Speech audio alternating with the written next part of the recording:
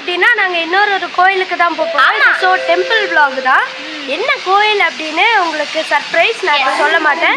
Video பார்த்துட்டே வாங்க, உங்களுக்கு சொல்கிறேன். இப்போ வீடியோக்குள்ளே போயிடலாம். இப்போ நம்ம வீட்டிலேருந்து கிளம்பியாச்சு. அந்த கோவிலுக்கு போக இன்னும் 1.5 மணி நேரம் ஜேர்னி இருக்கு. அது என்ன கோயில்னு ரிவீல் பண்ணிடலாமா? என்ன கோயில்னா திருவாலங்காடு. ஆமா, எல்லா சிவபக்தர்களும் சொல்லுவாங்க வீடு நமக்குண்டு திருவாலங்காடு அப்படின்னு. அந்த வார்த்தையோட ஆதாரமா இருக்கிற அந்த கோயிலுக்கு தான் நம்ம இப்போ போறோம். அந்த கோயிலோட மேப் லிங்க் நான் டிஸ்கிரிப்ஷன்ல கொடுக்கறேன், செக் பண்ணி பாருங்க. மறக்காம இந்த ஃபுல் வீடியோவும் பாத்துருங்க. இந்த கோயிலுக்கு எப்படி போறது நான் இப்போ உங்ககிட்ட சொல்றேன். சென்னை சென்ட்ரல் ஸ்டேஷன்ல இருந்து சபர்பன் ட்ரெயின் மூலமா திருவாலங்காடு ஸ்டேஷன்ல இறங்கி ஷேர் ஆட்டோல இந்த கோயிலுக்கு வரலாம். வர வழியெல்லாம் சூப்பரா பசுமையா இருந்துச்சு. சூப்பரா இருக்கு, பார்க்கவே பச்சை பசேல்னு இருக்கு இந்த ஏரியாலாம். ஃபைனலி நம்ம கோயிலுக்குள்ள வந்துட்டோம். ஸோ நான் இப்போ உங்களுக்கு இந்த கோயிலை சுற்றி காமிக்கிறேன்.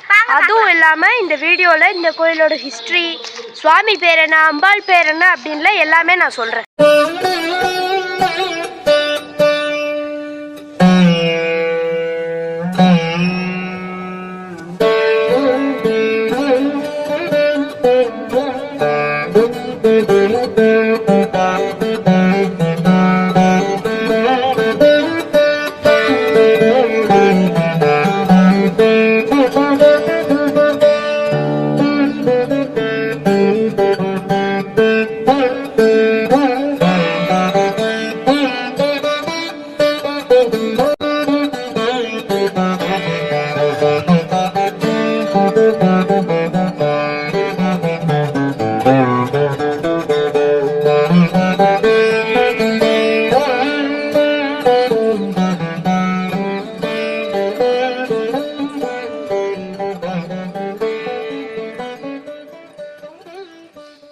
கோவிலோட சுவாமி பேரு வட்டாரண்யேஸ்வரர், அம்பாள் பேரு வண்டார்குழலி அம்மன்.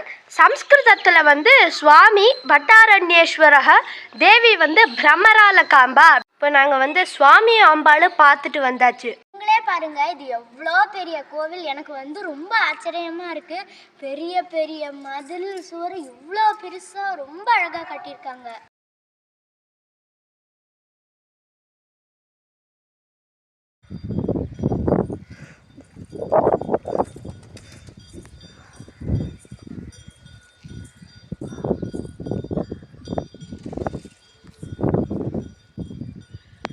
இப்ப நீங்க பார்க்க போற மரம் 1000 வருஷம் பழைய மரம். இதுதான் இந்த கோவிலோட ஸ்தல விருட்சம். இந்த கோவிலோட வரலாறு இதோ உங்களுக்காக. முக்காலத்தில் இவ்வூர் ஆலமரங்கள் நிறைந்த காடாக இருந்தது. இக்காட்டில் ஒரு ஆலமரத்தின் கீழ் சிவபெருமான் சுயம்புலிங்கமாக எழுந்தருளினார். எனவே மூலவருக்கு வட்டாரண்யேஸ்வரர், வட்டம் என்றால் ஆலமரம், ஆரண்யம் என்றால் காடு என்று திருப்பெயர் வழங்கப்பட்டு வருகிறது. வட்டாரண்யேஸ்வரரை தேவர்கள் வழிபட்டு வந்தனர். எனவே இவருக்கு தேவர் சிங்க பெருமான் என்ற திருப்பெயரும் வழங்கப்பட்டு வருகிறது. அந்த காலத்தில் சும்பன் நிசும்பன் என்று 2 அசுரர்கள் சிவபெருமானை நோக்கி தவம் செய்தனர். தங்கள் உடலில் இருந்து விழுகின்ற ஒவ்வொரு துளி இரத்தத்தில் இருந்தும் தங்களைப் போலவே ஒவ்வொரு உருவமாக வந்து கொண்டே இருக்க வேண்டும் என்று அவர்கள் சிவபெருமானிடம் வேண்டினர். அப்படி வேண்டிக் கொண்டு அவர்கள் தேவர்களை மிகவும் துன்புறுத்தினர். தேவர்கள் இவர்களுடைய தொல்லை தாங்க முடியாமல் சிவபெருமானிடம் சென்று முறையிட்டனர். சிவபெருமான் பராசக்தியின் திருக்கண் பார்வையில் இருந்து 8 திருக்கரங்களுடன் பத்ரகாளியை உருவாக்கி அசுரர்களை அழிக்குமாறு கூறி இங்கு அனுப்பினார். பத்ரகாளி அவர்களுடன் போரிட்டாள். அவர்களை கொல்லும் பொழுது அவர்களின் உடலிலிருந்து ரத்தம் வெளிவராமல் இருக்குமாறு காளியன்னை அவர்களின் கபாலத்தை பிடித்து அவர்களுடைய கழுத்தை கடித்து அவர்களுடைய இரத்தத்தை குடித்தார். அதனால் காளி அன்னைக்கும் அசுரர்களின் குணம் வேகமாக வந்தது.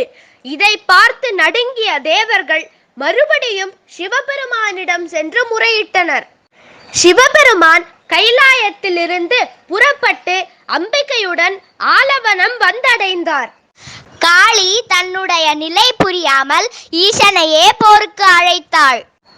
பிரம்மா, விஷ்ணு, நாரதர் ஆகியோர் இருவரையும் சமாதானம் செய்து நாட்டிய போட்டிக்கு ஏற்பாடு செய்தனர். முஞ்சிகேச முனிவர், கார்கோடகர் இருவர் தலைமையில் நாட்டியம் நடந்தது. நடராஜ பெருமான் 17 வகையான நாட்டியங்களை செய்தார். பத்ரகாளியும் அந்த நாட்டியங்களை சிறப்பாக செய்தாள். தந்திரத்தால் வெல்ல எண்ணிய பெருமான் நாட்டியத்தின் போது வலது காதினில் இருந்த குண்டலத்தை கீழே தவறவிட்டு வலது பாதம் ஊன்றி இடது பாதத்தால் அந்த குண்டலத்தை எடுத்து உயர தூக்கி கரத்தினில் வாங்கி திருச்செவியில் அணிந்து கொண்டார். எனவே இவ்வாலயத்தில் ரத்ன சபாபதீஸ்வரருக்கு இடது பாதம் உயர தூக்கியபடி இருக்கும். இதுவே ஊர்த்வ தாண்டவம் என போற்றப்படுகிறது. எனவே நடராஜர் 8 திருக்கரங்களுடன் திருக்காட்சி தருகிறார். இவர் ஆருத்ரா, மார்கழி, திருவாதிரை மற்றும் பங்குனி உத்தரமாகிய 2 நாட்களில் திருவீதி உலா வந்து பக்தர்களுக்கு திருவருள் புரிந்து வருகிறார். இவருடைய நாட்டியத்தை கண்டு அம்பிகை வியந்து நின்றார். எனவே சமீச்சீனாம்பிகை சிவகாம சுந்தரி வியந்த கோலத்தில் காட்சி அளிக்கிறார். இப்போ நம்ம வீடியோ எண்டுக்கு வந்துட்டோம். ஸோ இந்த வீடியோவில் நீங்கள் வந்து இந்த கோயிலோட ஹிஸ்ட்ரி, இந்த கோயிலோட அம்பாள் பேர் என்ன, சுவாமி பேர் என்ன அப்படின்லாம் தெரிஞ்சிருப்பீங்க. இதே மாதிரி ஒரு சூப்பரான கோயிலில் அடுத்த வீடியோவில் நான் மீட் பண்ணுறேன். அது வரைக்கும் நீங்கள்லாம் ஒன்று பண்ணணும், அவ்வளோதான். சப்ஸ்கிரைபு இது மட்டும் பண்ணிடுங்க. அடுத்த வீடியோவில் நான் உங்களை மீட் பண்ணுறேன். ராம் ராம். ராம் ராம்.